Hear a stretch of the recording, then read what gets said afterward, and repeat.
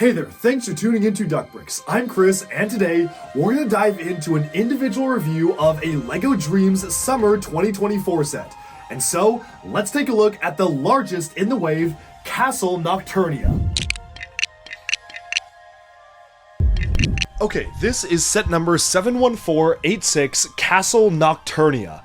It retails for $200 or 200 euros and comes with 1,742 pieces at around 11.5 cent price per part ratio. The main build of the set is focused on Castle Nocturnia itself, an MC Escher style of build which can be rotated across multiple different angles, one with the spire facing upwards, one with this tan tower facing upwards, just giving it a completely different look and feel, which is a very, very cool feature for a LEGO set like this, and then another with a large blue tree on the top instead. And there are even more build configurations that you can do with a set like this. Obviously, this is the main configuration, but once you get to around the halfway point of building this up, the instruction manual actually diverges, and much like many other LEGO Dream sets, you actually have the option to be able to build all sorts of different things that you want with the actual model itself. Let's take a look at those right now. So here is the instruction manual for Castle Nocturnia, and it does feature some really nice artwork on the cover, much like many of the other LEGO Dream sets. The entire first book of this particular set is purely focused on just starting off with the main build of what you want to get for the base build of the tower. It's not actually until manual number 2, where you can see the different colored instruction manual pages, where you actually get a bit of different options for what you want to build with this. However, I will say the options are pretty limited in the amount of change you can do. 99% of the build will remain the same, and that is this core castle piece. The other little bit is just how you want to switch the way the towers are set up. If you want to have a larger turret and a tree on the top and then a little bit of a red detailing on the side here, you can do that option, or you can have the large golden tower at the top center here, tree on the side, and then red roof on this section. You can see it just highlights what you can build, so obviously what build that you see here, which is the A model, so to speak, is this version of the build right here. And you also have the option to just build it a slightly different way, where you can see it has the tree on the top, it has a slightly smaller red roof section here, and then a Gatling gun turret on the side as well. So overall, there's just honestly not a lot of different stuff that you can do with the alternate models, and I'm gonna be honest, for a build like this, I kinda was expecting there to be a lot more in terms of what you could change it into. I feel like this was prime real estate and a really good model that you could have just used the pieces and built something else, but LEGO Dreamzzz alternate models definitely suffer by the fact that, one, you have to build most of it before you actually make the alternate model, and two, you have to build it in the same order that the bags are opening in, which really just means that you have very limited options for what you can do in terms of alternate models for something like this. Still, alternate models aside, this is a beautiful set, and it comes with a myriad of different characters, including Phil. We'll get to Phil in a second. Phil is kind of whack. But let's start off by taking a look at the minifigures that we do get. There actually is one exclusive minifigure here, which is a newer version of the Mrs. Castillo minifigure, who earlier appeared in a more civilian style of outfit. And then you have all sorts of different little Dreamlings running around. In fact, it's taking me some time to just remove all the characters from the build here because there's just so much to get through. I'll actually start off with the one exclusive character here, and that is this new version of Mrs. Castillo, or Mrs. Castillo. She is kind of this kindly old lady who, I guess in the show, doesn't seem to have any knowledge of the dream world, but in the sets she clearly is supposed to be a dream crafter because she has this hourglass staff. They've given her a brand new print for the headpiece here, where you can see she has a band around the eyes, almost like going into battle or something like that, where she has a mask on, and it's an interesting one to get. But overall, I don't necessarily know if we needed a brand new version of the character. She is just such a random side character who literally does nothing in the show anyways. It's kind of bizarre how we got a specialized new dual mold for a character like this. But, you know, maybe LEGO will plan to do more older, elderly people in the future, so they just want to reuse this particular body piece, but it is a really interesting mold to get, and so far the only set that actually includes her of this wave. Next up, we have the Never Witch as the main villain included in the set. The Never Witch utilizes her smoky contrails element, which was first introduced in LEGO Hidden Side, and later in Marvel and Ninjago and all sorts of other themes. She has this nice dual-molded, vibrant coral and black crown, and an alternate expression as well, which doesn't have the stripe on the side of the eye. Not really sure what that stripe is about, but maybe we'll see a little bit more about that in the show itself. She does have a very large staff to accompany her because she is mounted on this very tall smoke piece, although unfortunately, it's not the same staff that she gets in the other two sets, which is just a lot more built up and more menacing than this version right here. Moving on from that, we have a couple of the evil characters, starting off with Dizzy here. Dizzy is the evil version of Izzy, and she comes with a waist cape, which is really nice and special, mimicking how Izzy got a waist cape in her Season 1 version of the character. This one is a new cut featuring tattered cloth, which is super nice and cool. She has a dual-molded black and trans pink hairpiece, as well as two different expressions here, an angry one and a cackling, laughing one right there. Plus the new dual-molded armor in black and transparent pink. Rounding up the evil forces, we have Mad Teo instead of Mateo, the evil version of Mateo here, who sadly has printing on the side of the legs, but no dual molding on the side of the legs, despite the other version of the character clearly being designed that were supposed to have dual molding on it, which makes the character's leg printing feel a little bit awkward. Otherwise, it is a really nicely produced character, and I like how they did manage to at least give him the leg printing, making him feel just a bit more special than some of the other characters. Well, we should take a look at the good counterparts as well. Mateo is actually an exclusive variant for the set, because unlike all of the other sets where he features his new vest piece, here he's using an armor piece from Ninjago Master of the Mountain for some reason, and he is wielding his brand new hilt element as a sword, unlike some of the other sets where he has it as a blaster. So I guess with the sword he needs to have armor, so I guess that kind of makes sense for the character.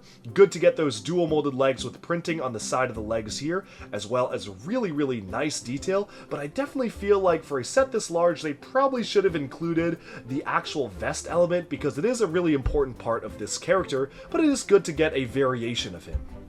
Moving on from that, we also have Izzy, so the good counterpart of Dizzy. Izzy is sporting a brand new printed cape. In some sets, she is told to wear it like a side pauldron, like so, but in this set, you actually are instructed to have it as a cape, so not really sure why there's a discrepancy there, but regardless, you do have either option, depending on how you want to mount it. She has that new hilt element featuring dual molded gold and transparent opalescent satin blue, just a beautiful color, and the blade here as well is a recolored Ninjago crystallized blade in transparent opalescent satin blue.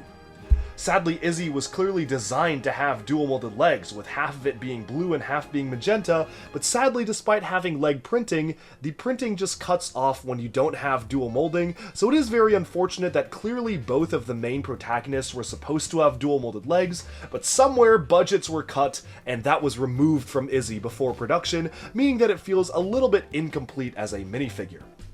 You do have an assortment of other characters, creatures, and critters to keep your minifigures company, namely two Dreamlings here. The wizard reoccurs from that little small dream village set, this time he has a magnifying glass, and then you also have a bathing Dreamling where he has a shower cap on, which is just a cute little design. You also get one of these Dreamling Sprout characters, which appeared in the other Izzy set, so it's good to get just a nice new color of the Big Fig head in this nougat color of brown. And then finally, you have Sneak, who appears as a villain in the manuals, but is actually a hero in the show, showcasing how the actual instruction manual creators have no respect for the heroic deeds of Sneak here. He is now reformed and no longer evil as per the show. Moving on from that, you get two new animals in the set, one of which is a red panda who has since appeared in some of the LEGO City sets that just came out earlier this June, and you also get this dual-molded black and trans pink raven, which appears in every single one of the LEGO Dreamzzz sets. Setting the figures aside, before we get into the main build, we gotta talk about Phil. Now, what is Phil's deal? I find myself asking that same question every time I watch the show.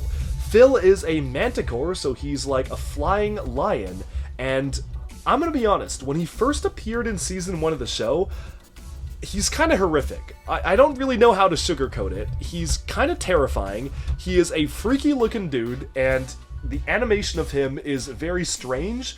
The voice acting is even stranger. I don't know what direction they were trying to go for when they put him in the show. Prove you are a worthy dreamer, or be trapped forevermore. Regardless, when I saw him in the show, I immediately thought, I wonder what kind of LEGO build that's gonna be. I feel like that would be a pretty crazy and good LEGO build because he is such a unique character. Like, how do you even capture the wings? And I was actually pleasantly surprised by a couple parts of this figure. Like, about half of this figure is really good, and the other half is almost laughably underbuilt and bad. It is just a weird build. So I'm going to start off with the good. The wings are actually legitimately really cool. They have recolored the dish element in transparent, opalescent satin yellow, which is super cool. You can move the wings on ball joints, and you actually have these transparent clips where you have these transparent Nexo tiles being used as well. This one's a nice color for the transparent satin trans blue here, which is super cool to get for the very nice like kaleidoscope and almost stained glass style wings. This is super cool. I'm a big fan of how they did the wings, and especially at this scale, I feel like they turned out really good. The same can be said for the head. I know a lot of people were dogging on the head when it was first revealed, but I think the problem is not with the head. The problem is with how the head is mounted, and we'll get to that in a second. But the head itself, I'm gonna remove it from the body, right? Removing it from the body, this is actually a really nicely built small-scale lion head.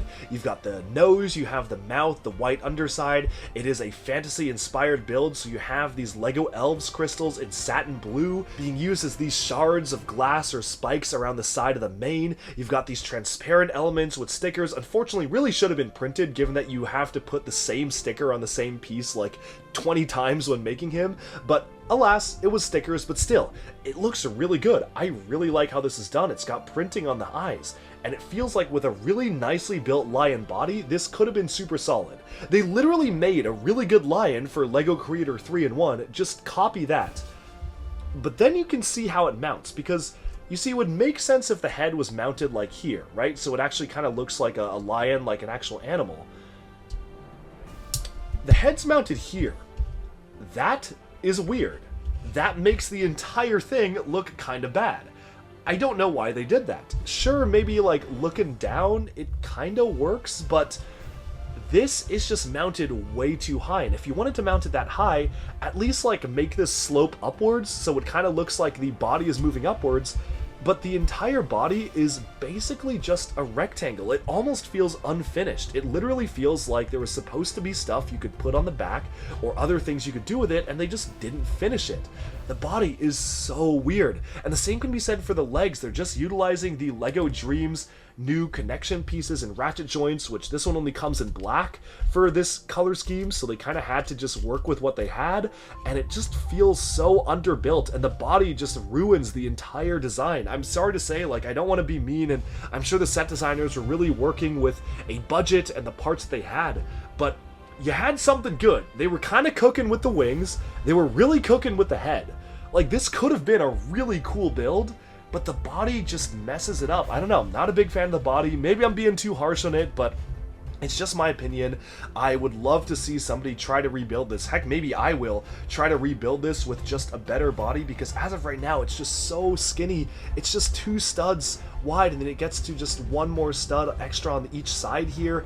It's just so weird. Like, I don't know why it's like that, and the legs are mounted so close to the body, it feels like it's just malnourished to some extent. I don't know, just a very, very weird build, and a weird character in the show. I'm not the biggest fan of Phil. I think he's just kind of just a strange creature, just animated very strangely, but they were going for something cool. They were going for like a stained glass manticore, which on paper sounds like a really cool concept, and I bet the concept art of this is really cool, but this figure definitely feels like the result of budget cuts, and that is a little bit disappointing. Moving on from Phil, though, it's just kind of sad because like a lot of stuff is nice. I like the wings, I like the head, but moving on from Phil, we can take a look at the actual main build for the set, which is Castle Nocturnia. And this, oh, this is beautiful. Oh, one other figure I forgot to mention. I didn't even see him there. You have a little knight squire as well, a knight dreamling in there. So yeah, you got one other little critter to join the parade as well. So you get him as well, but we can move on to the main build. So, Castle Nocturnia. This is a location that was featured primarily throughout Season 1 and now very heavily in Season 2, and I was kind of surprised we didn't get it in a LEGO set form until now, and I always wondered how they would pull it off, and well, the answer is in a really, really interesting way. This is the kind of build that will look really good from pretty much all angles, and it is literally built to be angled in different ways. As I showcase at the beginning of the review, you can basically just take the build and rotate it and do all sorts of different stuff with the build itself. We're actually going to start off with the build for the main white tower and work our way over to the sides of the build because I just really want to focus on what you get for the main tower, but as you can see, it is so sturdy. You can just really go crazy in terms of the amount of stuff you do with it. Starting off with the spire here, you have a really clever build for the hourglass, which you can actually kind of rotate and flip around and spin. Depending on how you want to do it, you can have the hourglass actually spinning, and it does spin up pretty nicely, so that is a very nice touch. I think it is one of the coolest aspects of the build, that you have this very ornate brick-built hourglass in the center there. You actually have this all mounted at an angle as well, so you can get a lot of really nice different styles of building techniques for something like this. Moving on downwards, you have a stained glass window, and that is unfortunately a sticker, but it is a nice sticker. It's just a really cool one to get, showcasing Castle Nocturnia in all its glory. And then on the inside here, there is a mysterious bookcase that swings open to reveal a hidden gem cup on the inside, showcasing some hidden treasures inside of the castle itself. On the lower levels, you actually have a fully working bathroom and sink. That was something I wasn't really expecting to see. It's a surprise to be sure, but a welcome one, where you have a toilet, literally a golden toilet. I think a very presidential looking toilet there, of course, as well as toilet paper and a full-on sink that you can use, and I really like how they did the window here, where on one side, you can see the window is kind of like this curved arch, but it's just using these transparent elements on the other side of it. So that is just done super nicely. Love the interior here. The actual upper level here has a waterfall with a frog, which you can see right there, that cascades down, and I just love this sticker because this really hints at the insanity to come, where you have fish and lily pads vertically on the waterfall, showing something crazy is going on with gravity here. Now, moving on to the lower level of the White Tower, you have a bit of an ice cream table, plus a throne or a seat of some sort here. Not a ton that you can do in here, but it is a nice touch.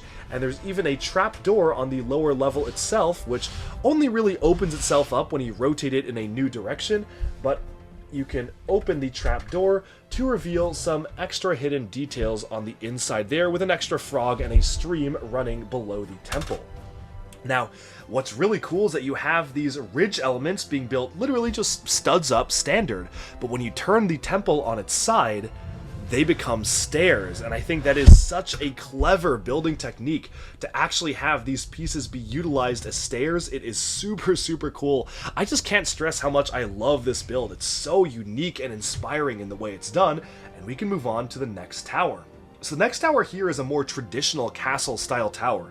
It's tan and dark tan and nougat colored, and there was an extra sticker left over when you actually make the set if you don't do the alternate builds, so I chose to just stick it on one of the Nexo tiles there. I felt like it looked pretty good there. Here you have a crossbow mounted on mixel joints, so you can really move this around as a turret, which really is the only defense the tower has. But as you rotate it around, this is actually a really nicely built castle-inspired build. You've got these little windows here on the side, just all sorts of really nice designs, and one of my favorite things that they did with this build is that they actually used a technique which you can see in the Lion Knight's castle to have these very, very narrow slits where you can see the windows just poking through there, which is super cool. Not a ton that you can do on the interior here. There's a barrel, there's a sword that's held on a clip, and then just some walking path directions here on the second level here, where you can actually just have minifigures be walking around inside the castle. But overall, that's pretty much all you can do with that tower, but just from the outside, this window in particular looks super good and clean as a castle build. Of course, you can then rotate it one last time, and imagine this kind of rotating in 3D space where you can see the final build, which is this large tree. Now the tree actually contains copies of pretty much all of the collectibles of the wave. In those brand new dome elements, which are slightly modified version of the existing dome that we have, but obviously they have these specialized glass elements on the top. These are all featuring exclusive printed elements all hanging from the tree, which is super nice to see. All of these nice printed elements showcasing the different realms, which have been kind of bottled up and put under the Never Witch's control, which I'm not really sure why it makes sense to have them in Castle Nocturnia, because this is supposed to represent the realms after the Never Witch has captured them, but I think it's a nice place to hold all the collectibles that you get when you get all the sets, and you can also just store all the collectibles there once you actually manage to get all of them, which is just a nice touch. Moving on from the top of the tree though, you've got some really nice rock work and vine work, and I really especially love this curved path, which kind of shows gravity just going crazy as you're rotating on one angle to another, just curving on upwards, and you have the roots moving around utilizing the LEGO Super Mario vine elements. Again, a super good parts usage there, very cool to see that.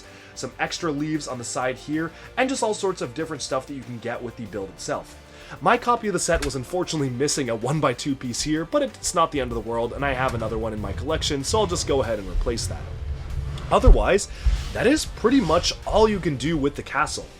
And I guess that kind of does sum up some points that I do have with the castle, in that this is absolutely a beautiful display model. It looks super good on display. I love how you can rotate it on different angles, and you can actually display it on all sorts of different areas. But it definitely does feel like a little bit of play is missing. There's not a lot that you can actually do with the building itself. There are no moving functions other than the hourglass, which you can spin. There's nothing super crazy going on with the way that you actually have any sort of functionality set up. Really, the main play function of the model is to be able to rotate it different areas, which is pretty cool, but I also think maybe is something that gets a little bit old after you do it for 4 or 5 times.